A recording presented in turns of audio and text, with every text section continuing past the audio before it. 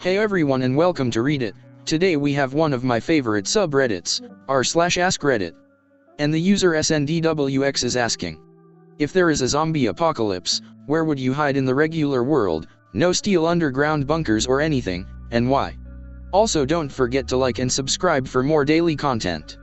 It's a few clicks for you but big happy for me. Costco. The zombies can't get in without first updating their membership photo. Also, they'd be distracted by all the free samples giving you time to escape if need be. I'd say this can be a good idea if it has few windows/doors to barricade. You've got all the food/drink you'd need for at least a few months, if not years, and shops often have toilets, whether they're employee only or customer ones. On a boat. My favorite plot element from The Last of Us was the saga of Ish the sailor, told entirely through the environment of the level. You never see this character, but you learn his story from what he left behind. He was at sea when the plague broke out, and after months of isolation, he takes a chance at returning to shore.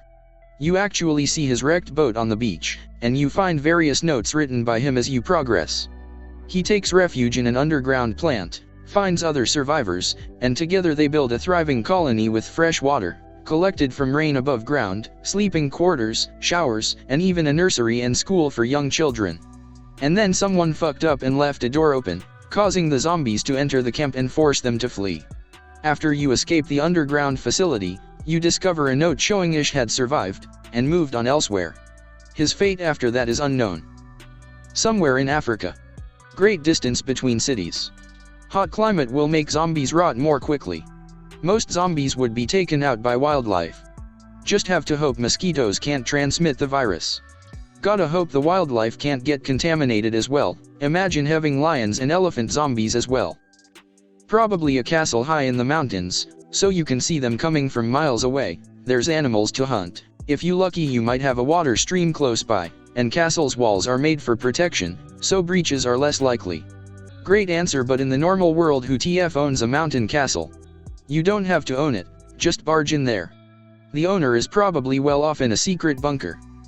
Stay home at first, because I am lucky enough to have food and some weapons. Wait a bit for my small town, less people so less zombies, to clear out, whether that's people leave, to find more humans, or die, because they tried to leave early in the panic and chaos, then slowly start leaving and scavenge from nearby houses and businesses.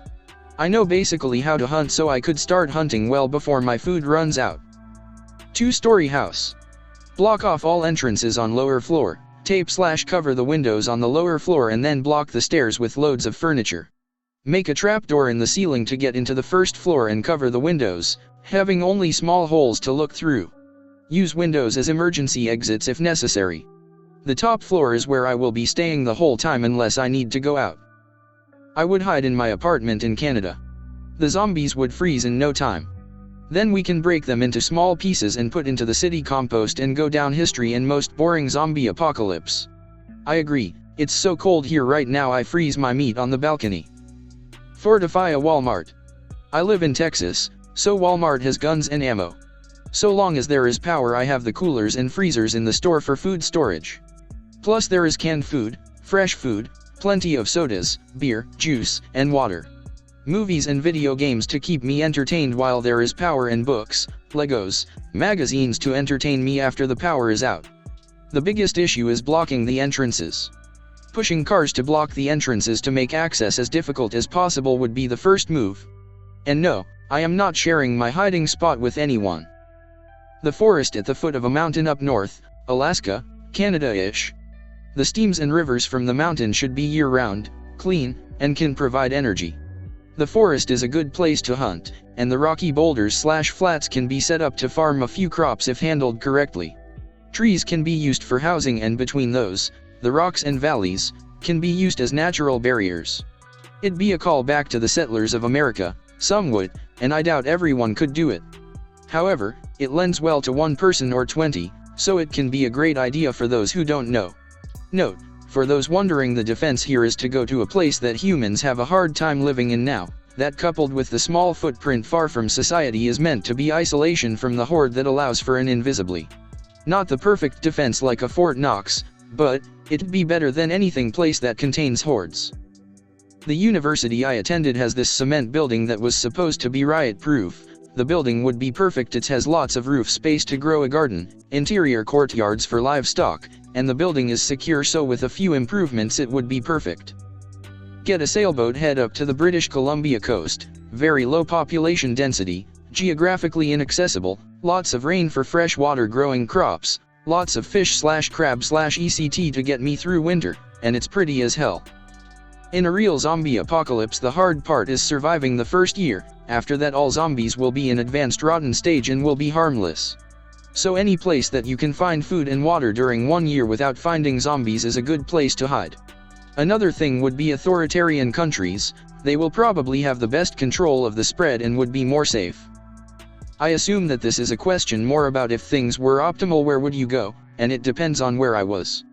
If I was in the north, a treehouse with a ladder and a solar panel to keep a small heater running when it gets really cold.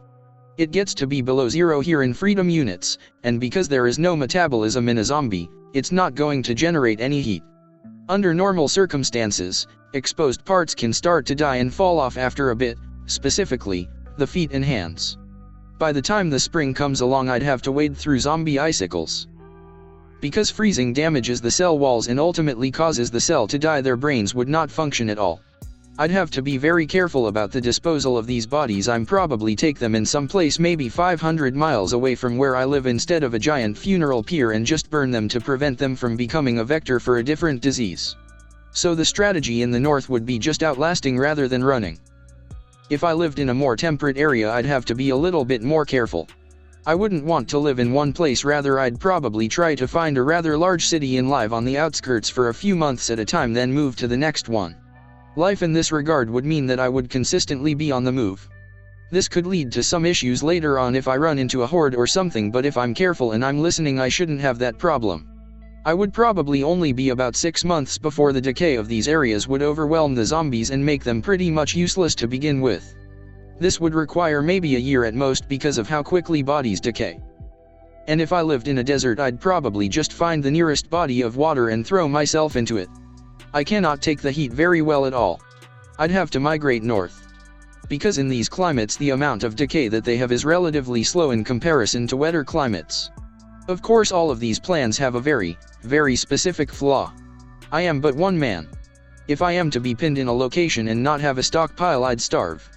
And knowing my dumbass, I wouldn't have a stockpile. This means that the northern strategy would actually require me to go to nearby towns and stock up, possibly drawing more zombies to my location. For the nomadic route, the same problem would apply, except I would only probably have like maybe a year's worth of gas at most just lying around in people's cars. And if my car were to somehow fail, I would be stranded in the middle of pretty much nowhere, I'd imagine. This is also relying on the fact that I might very well be alone for a very long time. I would not normally have a problem with this, however after a while I would assume that it would drive me insane. That being said, I think it would be manageable. Raid a library or download as much of Wikipedia's biochem information as I can, then try my best to take over a pharmaceutical production facility. Preferably one aligned with insulin production, diabetic. Most such facilities are well constructed, have ridiculous amounts of backup power generators, provide the resources and capacity on site to create a host of useful drugs that literally everyone in society would need, and some that only a few would need but desperately, and I could at least have a shot at ensuring my survival. Also, from the few I've seen, they generally seem pretty fucking defensible in a pinch. If you managed to secure one, you'd have plenty of time to fuck about with the place and learn how to actually be productive in making use of it. Is it Tonga time? I think it's Tonga time. Go out onto the streets and die. Or a hospital quarantine unit. I'd rather let the zombies get me. Zombies are fun. Not really the best for overall hiding, but I'd take shelter in a library if I could. Read up on survival, different locations, first aid, etc. I learned from World War Z that you need to be on the 2nd floor or higher, and destroy the stairs so they can't get up. On a plane. You ran out of gas first day. Guess I'll die. Me too, thanks. Hey, you still here? Want more? Please check out our other videos. We post daily Reddit content. Throw a like, subscribe, hit the bell, call your mom and send it to your grandma. And comment, what would you do if zombies became a thing?